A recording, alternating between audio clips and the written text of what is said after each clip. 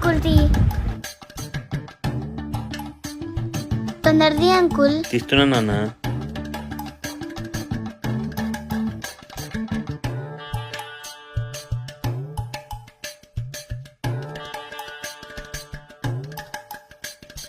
రెండు నిమిషాలు ఆగు అంకుల్, పైసలు తీసుకొస్తా.